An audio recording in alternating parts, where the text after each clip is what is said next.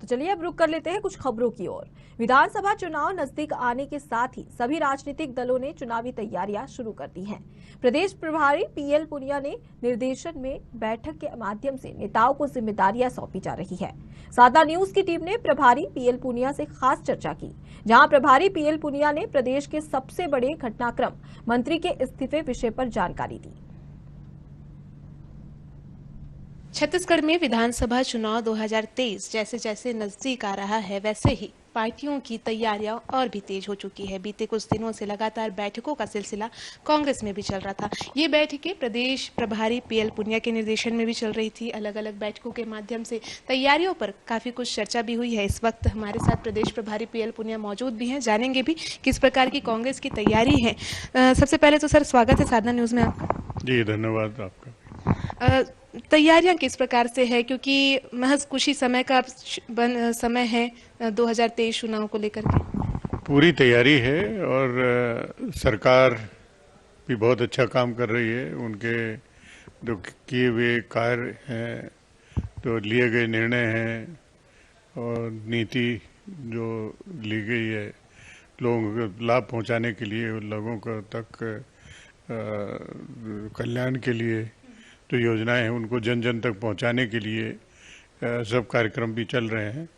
तो इस हिसाब से पूरी तैयारी है। संगठन पूरी तरह से तैयार है चुनाव लड़ने के लिए। अच्छा, संगठन विस्तार को लेकर के लगातार चर्चा होती रही है।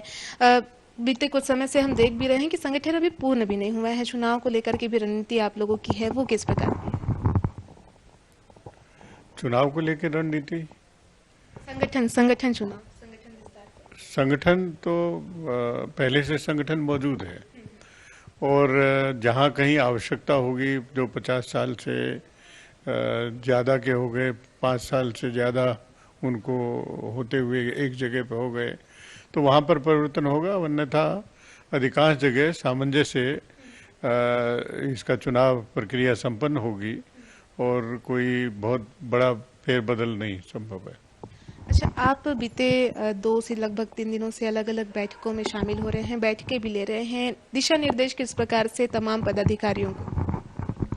सब अपना काम अच्छा करें। देखिए, इतने प्रकोष्ठ हैं, मंडल हैं, जो विभाग हैं, फ्रंटल ऑर्गेनाइजेशंस हैं, वो सब अपना अपना काम करें, बूथ लेवल तक अपने पहुँचें।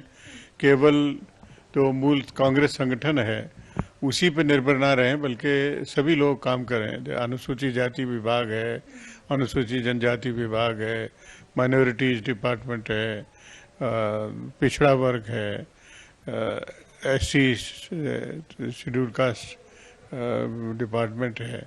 तो ये सब भी नीचे लेवल तक अपना पहुँचें और नीचे लेवल तक, ग्राउंड लेवल तक सक्रियता से काम करें, तो बहुत बड़ा फर्क पड़ता है और संगठन को मजबूती मिलती है।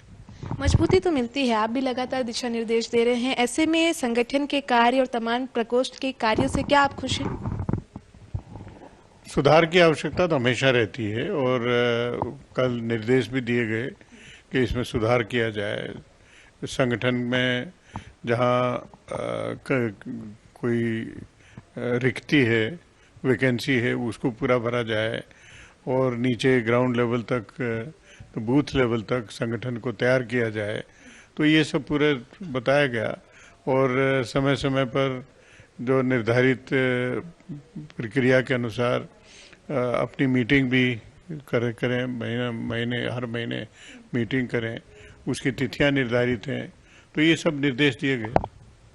अच्छा, विशेष रूप से देखें तो आगामी समय में एक और आंदोलन आप लोग करने जा रहे हैं ईडी के खिलाफ। खासतौर पर सोनिया गांधी अब ईडी के समक्ष जाएंगी, उनसे चर्चाएं भी होनी है। एक बड़े आंदोलन की रूपरेखा बनाई गई है, किस प्रकार? धरने का प्लान है। आप अच्छी तरह से जानते हैं कि पिछले 8 साल से जिस प्रकार सरकार के द्वारा, केंद्र सरकार के द्वारा जो जांच एजेंसियां हैं, जिसमें ईडी है, इनकम टैक्स है, सीबीआई है, उसका दुरुपयोग किया जा रहा है। और जो भी विपक्षी दलों में सरकार के खिलाफ आवाज़ उठाता है तो उसी को घेरे में ले लेते हैं और उसको पॉलिटिकली टारगेट किया जाता है। तो इसका उदाहरण है पिछले दिनों राहुल गांधी जी को 5 दिन तक लगातार बुलाया गया और 50 घंटे से ज़्यादा उनसे पूछताछ की गई, तो एक हैरेसमेंट की स्थिति तक चली जाती है। और अब फिर 21 जुलाई को हमारी राष्ट्रीय अध्यक्ष श्रीमती सोनिया गांधी जी को ईडी के द्वारा बुलाया गया है। तो उस 21 तारीख को पूरे हिंदुस्तान भर में हर प्रदेश स्तर पर ईडी के ऑफिस का घेराव का कार्यक्रम है।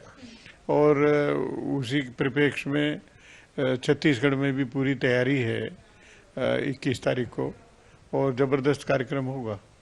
अच्छा, जो एक स्वरूप दिखा था हमें विरोध का दिल्ली में, खासतौर पर जब राहुल गांधी से लगातार पूछताछ हो रही थी, तो एक स्वरूप था विरोध का, कांग्रेस का। क्या वही स्वरूप अभी भी हमें आगामी रणनीति में देखने को मिलेगा? हाँ, उससे ज़्यादा तीव्र तरीके से होगा। और दिल्ली में तो होगा ही होगा, उसके अलावा हर प्रदेश स्तर पर होगा। 22 तारीख को डिस्ट्रिक्ट लेवल पर, जो जिला स्तर पर, वहाँ पर भी आंदोलन किया जाएगा, धरना दिया जाएगा। तो तमाम क्षेत्रों में आंदोलन होगा। एक अहम रणनीति कांग्रेस द्वारा और भी बनाई जा रही है, जो कि आगामी 9 अगस्त को लेकर के है। 9 अगस्त से एक भारत जोड़ो अभियान, ये अभियान किस ओर दिखाता है, दर्शाता है? भारत जोड़ो यात्रा तो 2 अक्टूबर से होगी और कन्याकुमारी से प्रारंभ होकर कश्मीर तक जाएगी। वो 12 प्रदेशों में को कवर करते हुए 148 दिन तक चलेगी और लगभग 3,500 किलोमीटर इसमें कवर होगा। और अधिकांश जगह पर हमारे नेता राहुल गांधी जी उस पदयात्रा में सम्मिलित होंगे। तो ये बड़ा कार्यक्रम है। उसके अलावा 9 और 14 के बीच में वो अलग कार्यक्रम है। इसमें भी हर विधानसभा वार 75 किलोमीटर की पदयात्रा की जाएगी और उसका समापन 15 अगस्त को भव्य कार्यक्रम प्रदेश स्तर पर आयोजित करके किया जाएगा। मूल उद्देश्य क्या माने पुनिया जी इस आयोजनों का? जनता से संपर्क है, जनसंपर्क है और जनसंपर्क पहुंच के अपनी बात कहने, अपनी बात पहुंचाने का उद्देश्य है। जनसंपर्क सीधा एक उद्देश्य बताया जा रहा है। छत्तीसगढ़ में इन दिनों एक अन्य विषय जो कि काफी कुछ मुद्दा चरम पर है, एक इस पे छोटी सी जानकारी भी। टीएस बाबा यानी कि मंत्री, उनका अचानक से इस्तीफा देना अपने एक विभाग से, आप इसे कैसे देखते हैं? देखिए, इसके 2 पहलू हैं।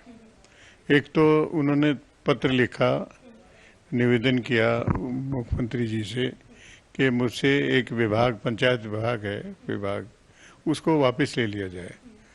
तो इसके जो 4 पेज का लेटर है उसमें जो लिखा है उसके ऊपर तो विवाद हो सकता है, उसके ऊपर मतभेद भी हो सकते हैं, क्योंकि जो पत्र लिखा है मुख्यमंत्री जी कह रहे हैं कि ये बिल्कुल गलत है और ये तथ्य पर आधारित वो नहीं है। लेकिन दूसरा, इसमें कंटेंट जो भी हो, लेकिन इस तरह के लेटर पब्लिकली सोशल मीडिया के माध्यम से भेजना वो आपत्तिजनक है और संगठन के जो अनुशासन है उसके खिलाफ भी है। तो कोई भी ये कांग्रेस पार्टी के द्वारा निर्धारित प्रक्रिया है कि कोई भी बात हो हर स्तर पर कही जा सकती है, किसी भी स्तर पर कही जा सकती है। उन्हें मुख्यमंत्री जी के पास जाके बात करनी चाहिए थी, मेरे से बात कर सकते थे, हमारे राष्ट्रीय अध्यक्ष हैं उनसे बात की जा सकती थी, ये वो हो सकता था। लेकिन ये ना करके और चिट्ठी लिखकर सरकार को कटघरे में खड़ा करते हुए और सोशल मीडिया के माध्यम से उसको प्रसारित करना वो आपत्तिजनक है। तो इसके जो भी है अब आगे कार्रवाई होगी। अच्छा, काफी नाराजगी नजर आ रही है पत्र के माध्यम से भी। एक छोटा सा इस पे भी जवाब, क्योंकि देखिए हमने देखा जो पत्र का, उसमें एक नाराजगी और उसमें एक वाक्य भी लिखा है कि हमने लगातार चर्चा करने की कोशिश की है मुख्यमंत्री से। नहीं, ऐसा नहीं लिखा। चर्चा करने की कोशिश की। उन्होंने अपनी बात कही है और वो मुख्यमंत्री जी उसको स्पष्ट करेंगे कि जो भी बातें कही हैं वो सही नहीं। हाँ, जहाँ भी चर्चा होगी जरूरी होगी वहाँ की जाएगी।